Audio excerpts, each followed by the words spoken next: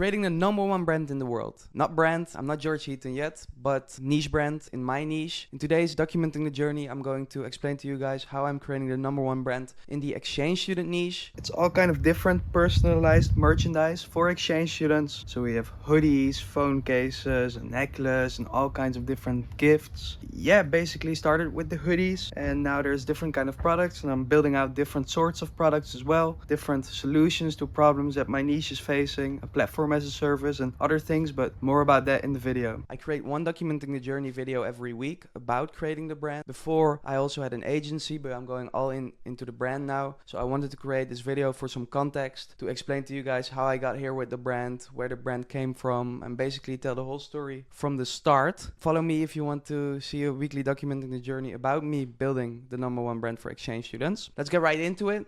This is me dunking on nerds since 2008. I was a little boy, and yeah, this is kind of where the story starts, because I went to high school as this little kid, maybe a little bit older, but I was still the same little kid as you can see here. I went to high school 2 years early. So my peers were 12 and I was 10 when I went to high school, and this meant that in the start, yeah, I just felt out of place. I mean, you can imagine as a 10-year-old in a high school, yeah, I was not really in place, and I had a kind of a hard time making friends, and it was kind of funny to everyone, right, that I was like the little guy, which is, I mean, totally normal. I mean, if you would see someone walking around like this with a little mohawk, then of course it's funny. But this meant that I kind of felt out of place, and very early I was like, I don't feel like I fit in here, I don't belong where I'm at in school. I really did not like going to school, and I basically just went into my own world, and that was like playing games, because I didn't really feel like being at school, or really felt like I had any good friends, and I always kind of struggled. I played a lot of games, hours and hours of games. Yeah, I got into photoshopping and creating banners and creating Minecraft YouTube videos, and that was also really funny at school when they found out I had a Minecraft YouTube channel. But all of these things just resulted in me kind of creating my own world at home, kind of trying to make money online by designing in Photoshop. For some reason, at a very young age, I was always like entrepreneurially driven, trying to make my own money, trading skins in games, or even creating banners for YouTubers, like I said. So that's kind of where it started for me. I was just trying to figure things out for myself on YouTube, making my friends online. From there on, I did different things, and I got into reselling sneakers. That was like my first little business called Teekers, Tristan Sneakers. So this was like my first business where I was making any money, a few $100s per pair of sneakers. So not a lot, but I mean, for me as like a 15-year-old, it was a lot. I was still playing a lot of games, and someday I came by this dude right here, Rory Ganon.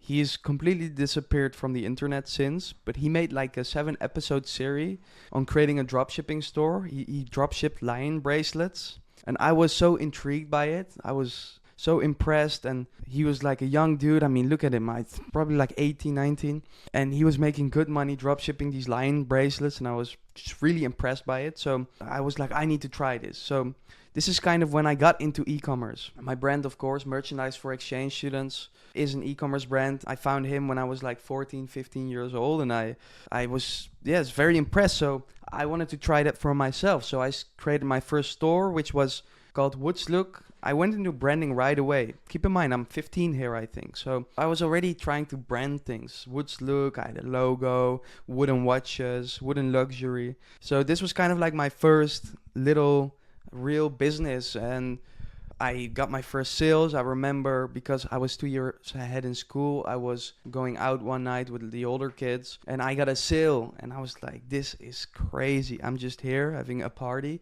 and I'm getting a sale. I just made some money. So that was just very crazy for me. And from that point on, I was like, I want to create my own brand. I want to make my money like this. Can I quit school, mom? This and that. And of course, she wouldn't let me quit school, which is fine in the end, right? I graduated 2 years early, so I was quickly out of that anyways.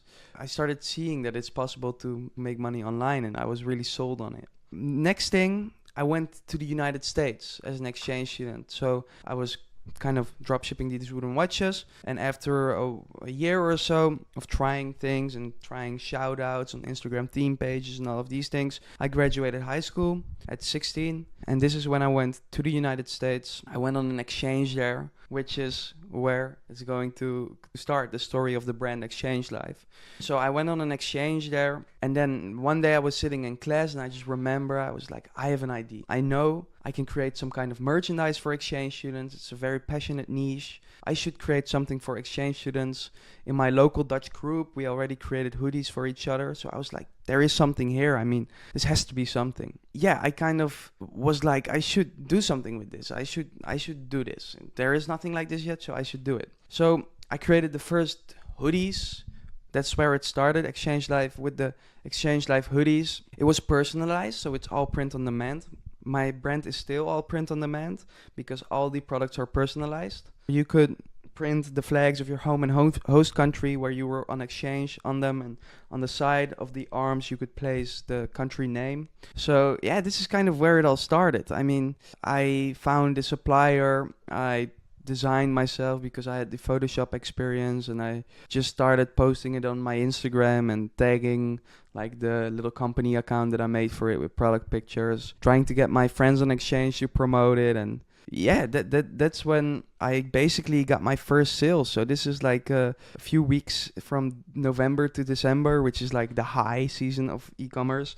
And I did a total of 900 euros in sales, which is my first, like, probably I made maybe 300 euros of this, which was, for me, it was like pretty crazy. I was like, damn, that is so cool with a product I'm really passionate about. This is just, yeah, really cool. I mean, I was really impressed, and I thought maybe I have something here. I kind of kept going with it in my exchange, but then in April of 2020, that's when all the shits broke out. So I was supposed to stay for 10 months, but after 8 months, I got booted back home. I had to go back home. The whole world was going on a lockdown, and yeah, they didn't want to keep us there in the USA, so they sent us back home, and I was basically back home again, and I was really lost because I was supposed to stay for 10 more months, but then you hear from one week to the other you have to leave, you have to go back home, which is already like a really random thing to happen because you weren't expecting it. And then also I came home and there was nothing to do. Everything was closed. The whole world was closed. I was just in lockdown in my house since I came home for who knows how long. So it was a really strange period. Of course, there were no exchange students anymore. So to who do I sell my merchandise to?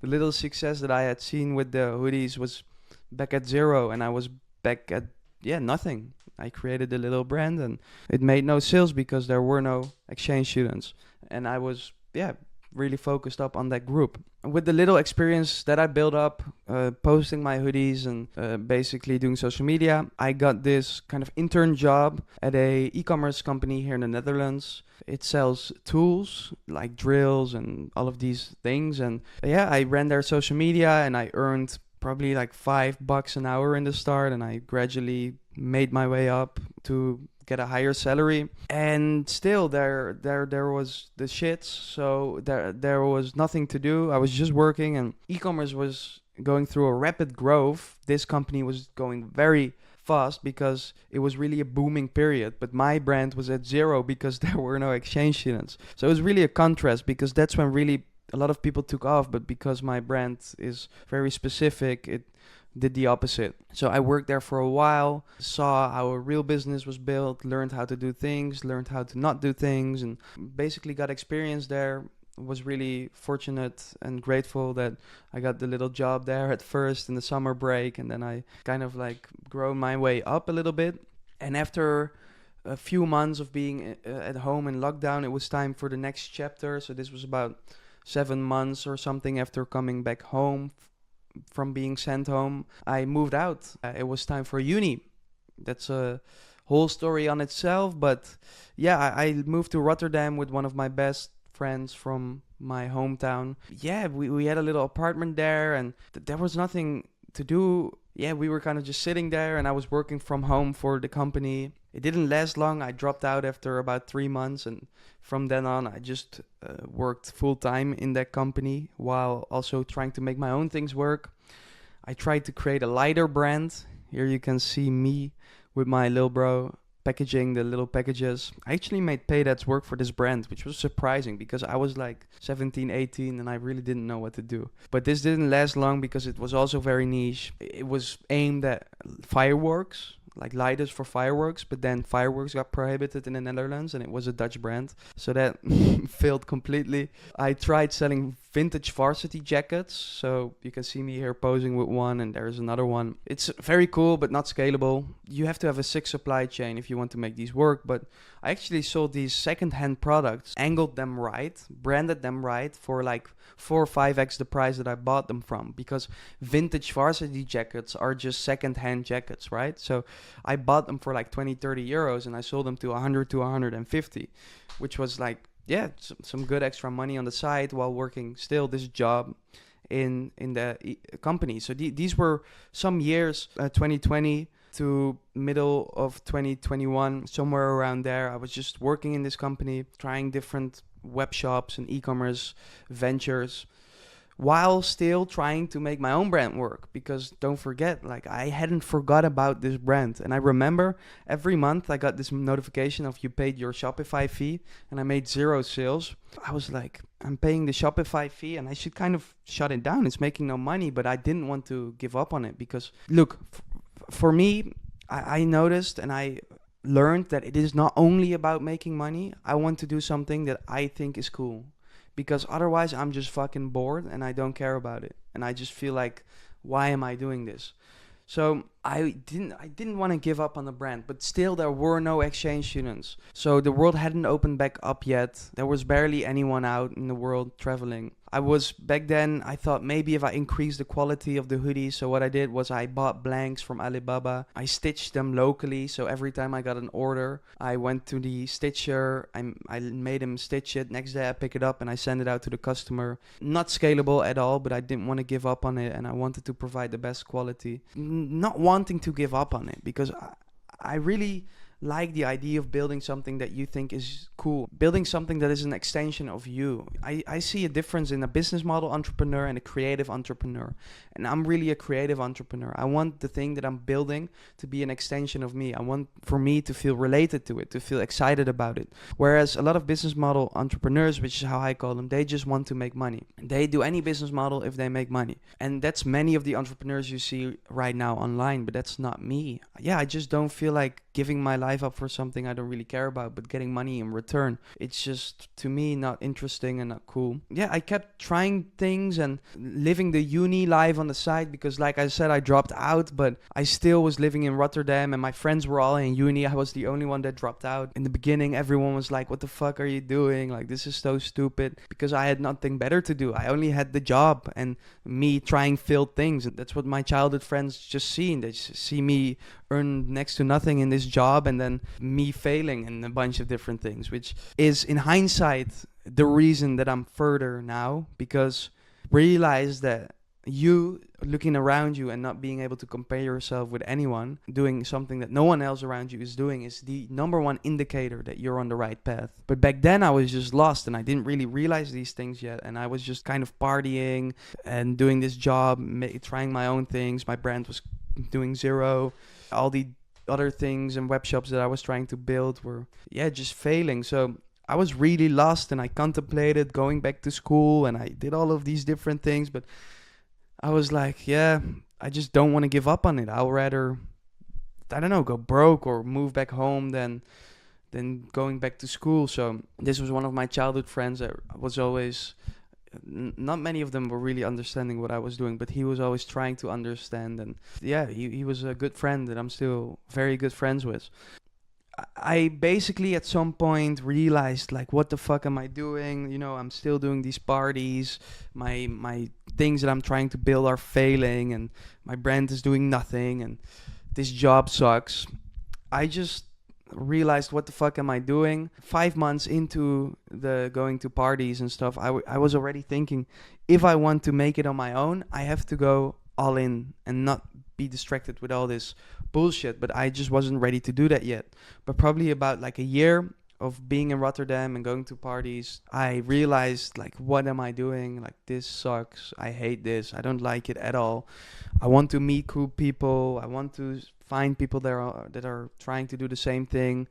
And I just basically from one day to the other kind of like quit with going to parties, distance myself from friends that had bad influence, and I kind of just went all into the self-development. I was just me in my room with like podcasts and videos of other people. Basically just went all into that. I was like, I don't know how I'm going to make it work, but I am going to make it work. So I'm going to go all in on it because, like I said in the last video, I believe that that's the only way to make it work. So I kind of, started reading books. The Alchemist had a big impact on me. Essentialism had a big impact on me. There was a whole bunch of lessons there that I can share one day, but that they are not necessarily relevant right now for building a number one brand. But this is really the period where it was just me in my room. And it probably lasted for about a year or a year and a half. And look, it isn't fun and it isn't ideal, right? The only connection that I had really was one or two friends and podcasts. But this is like the dark period that a lot of entrepreneurs describe, that you have to go through it. You cannot escape this period as well. You not having friends, you feeling alone. Every entrepreneur goes through this, especially if you're young. If you're trying to do this shit when you're our age, I'm 20 now. I was 18, 19 back then. You're going to be alone because everyone's going to think you're crazy. Like, why are you not partying? Why? Yeah, that's normal. If you feel that, you know you're on the right path. Because if you don't, then you're doing what everyone else is doing, which means that you're not going to get the outcomes that you want to get because they are probably not what everyone else is doing. So during that time, I kind of started posting memes for the brand. The world was opening back up a little bit.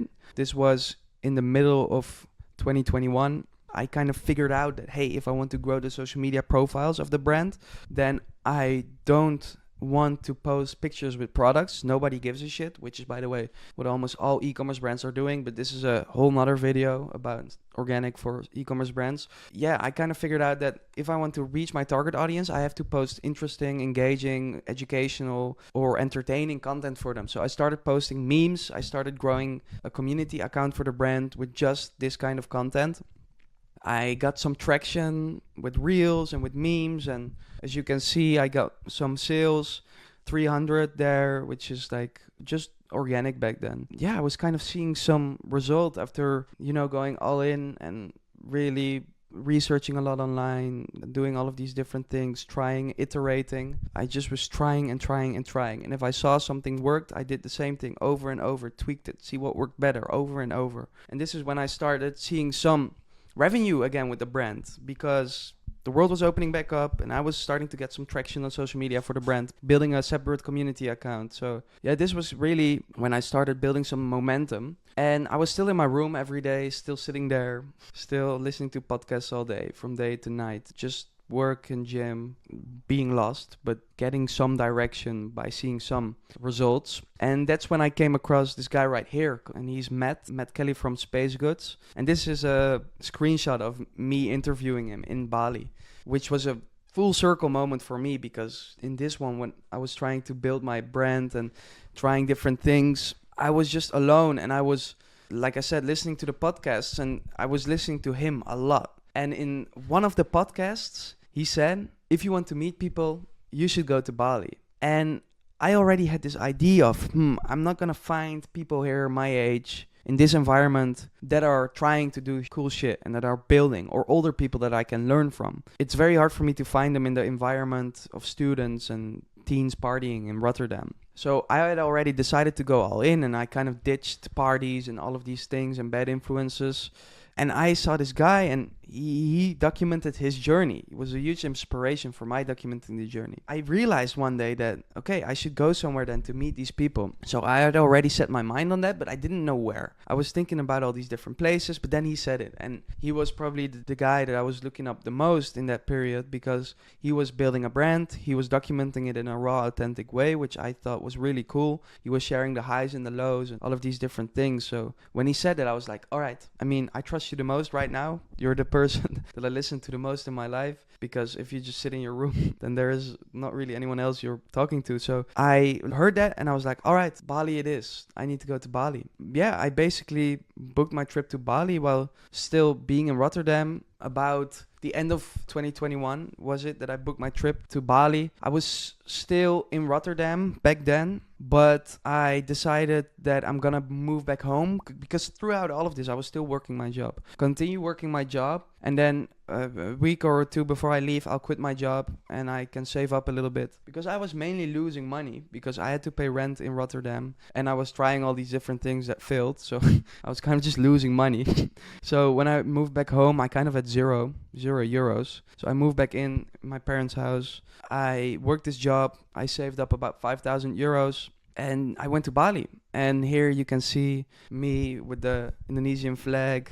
I knew no one. I went there completely alone. I tried to find these different places where you can find entrepreneurs. As you can see, there are so many people working there, young people in their 20s building. I met some great friends. I met some awesome influencers. Before, I was seeing some results with organic, like I showed you guys, but it was maybe in Q4, I was doing a few €100 of sales, but I never got it to work. A big thing there was that I needed to make ads work for the brand, and I had made it work for the other things I was trying before, but I just couldn't do it for the brand. Probably like 3-4 separate times I tried running ads and I was just losing money. So that was a big reason that I thought I should meet people is, hey, if I meet the right people, then I can meet someone that can show me how I can do ads profitably for the brand. And then I can take the brand to the next level. I was kind of in Bali, just talking to everyone. I was really introducing myself to everyone and talking to everyone. And I was like, I should meet people that can show me what to do, that can show me doors that I didn't even see yet, which is what I did. I mean, I started meeting these cool people that started like, you have something cool here with the brand. If you do it like this.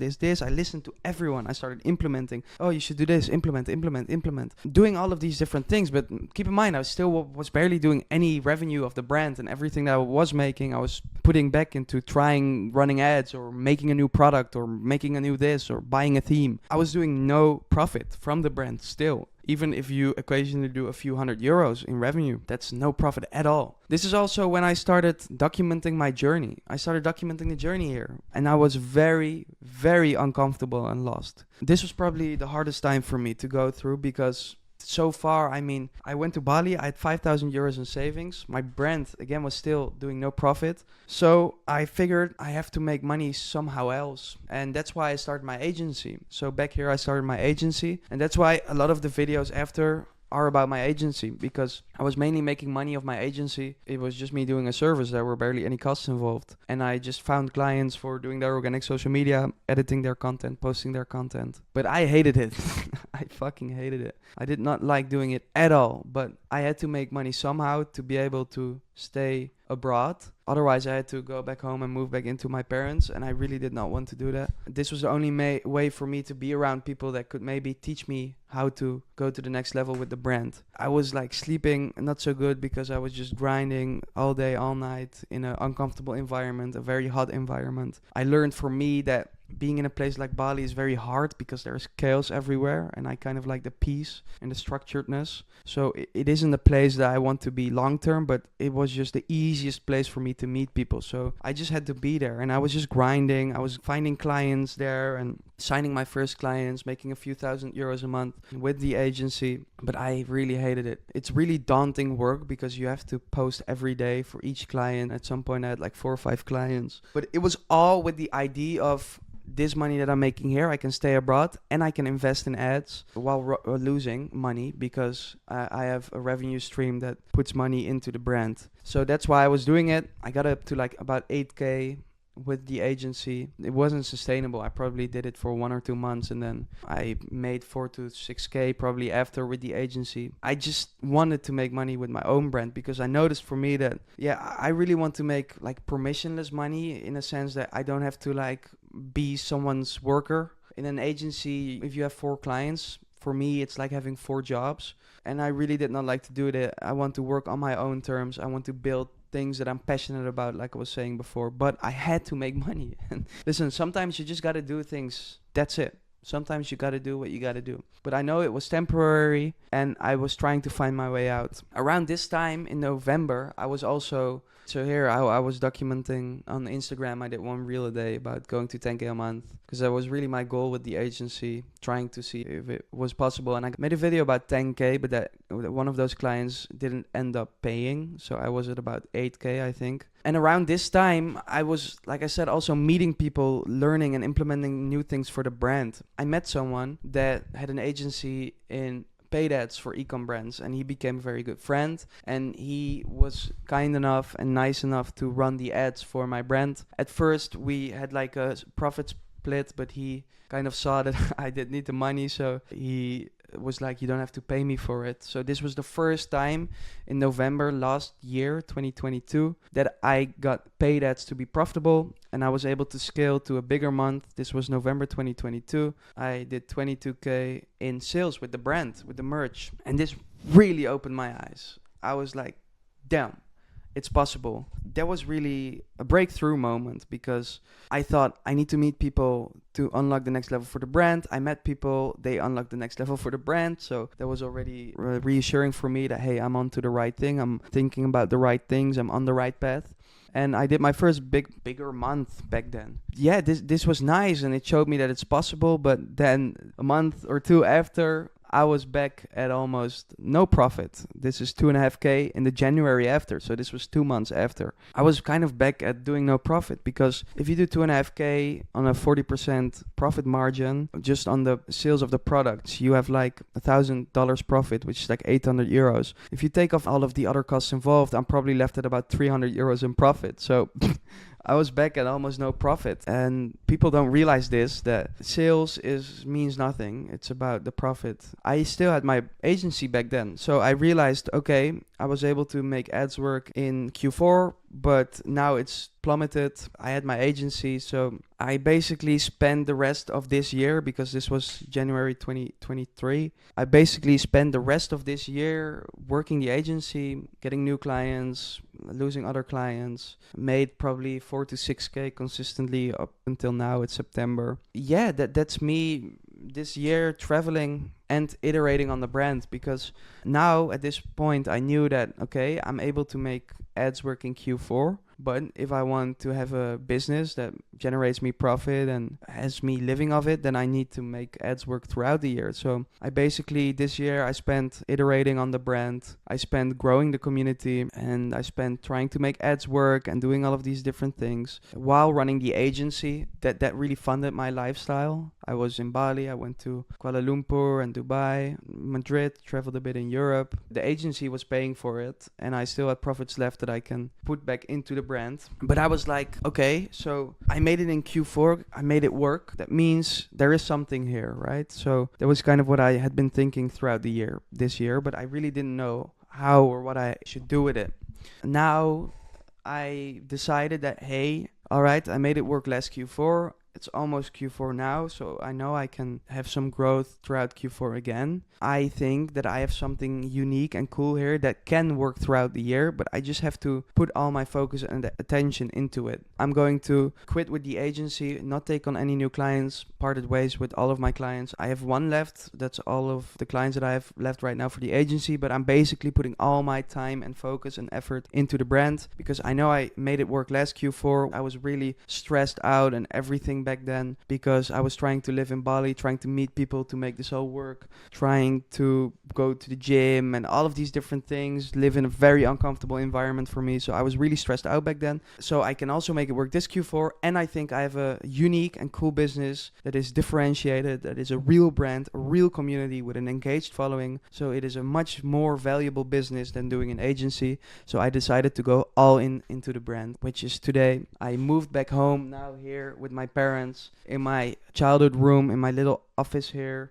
and I am just putting all my focus into the brand. And I moved back because I was in Barcelona before. I don't want to have to spend any money. I want to throw back all of it at the brand and see how much profit and revenue I can generate, see how I can grow the business without having to worry about losing money or whatever. Of course, the goal is to make money, but I'm bootstrapping it all, by the way. Like the brand, I'm bootstrapping the brand. But you have to realize that it is just me and the profits. That's why I moved back home, and and I want to be able to invest everything back into it without having to pay €1,000 in rent and all of these other living expenses. I decided to go all into the brand. For me, that means all in. So if that requires moving back home, then I'm going to move back home, even though I've been traveling for the past year. I want to make this shit work. It's for me so much cooler to make money with my own brand. And I'm going to do whatever it takes to make it work. I've made things work in the past. I know I can make things work. So I'm just going to do whatever it takes. So now I'm just here, very focused, going to the gym 4 or 5 times a week, building the brand, the number one niche brand. The community has grown into the number one community for exchange students around the world. So we are the biggest active page for exchange students.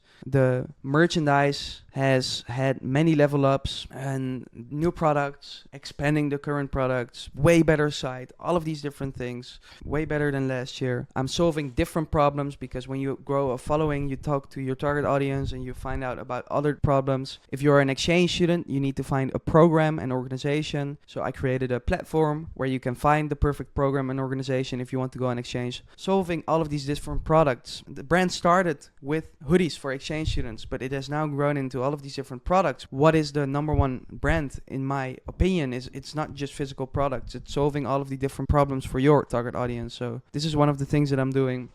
And yeah, that's basically where I'm at now. Going all into the brand, really doing whatever it takes to make it work and growing it, documenting it here now. And hopefully this helps you in any way. I wanted to create this video, and all of my videos are just to document what I'm doing. So in the future, people can look back on it if I build a significant business, and I can share my lessons along the way. And maybe this gives you any insights or inspiration. Yeah, I'm just back in my childhood room now. I mean, it's not glamorous, motherfucker. And it shouldn't be. It's the journey. It's part of the journey. And I love it. Working hard every day. Building something that I'm proud of, that I think is very cool. Making money this way is for me 5 times as valuable than having an agency. I'm just not interested in it. And it's dangerous these days on social media with that you get influenced by people that, hey, you have to make money. You need to be young and making money. The thing is that you can do that. But for me, it's just really not interesting. And it was driving me nuts. It was, costing me a lot of mental energy, capacity, and health. I didn't want to do it that way. I rather grind on something that I think is actually cool. I have to move back and all of these different things and make that work. It's so much more fulfilling and interesting to me than doing something you kind of hate doing every day, but making 10K a month. Because my belief is still that you can make any niche business, any business work up to 10K a month at least. It isn't that much. You can make any business go to that place. So for me, it's just way more valuable to do it in this way. I would rather have it take longer than have it today still with an agency. Just not for me, man. That's really it. That's it. How I'm building the number one niche brand in the world. I document my journey here every week about it. So if you're interested in the journey of this and me trying to make different things work, me being transparent about everything, I'm going to share everything, then make sure to subscribe and make sure to come along with the journey. That's it for this week's Documenting the Journey, and I'll see you guys next week.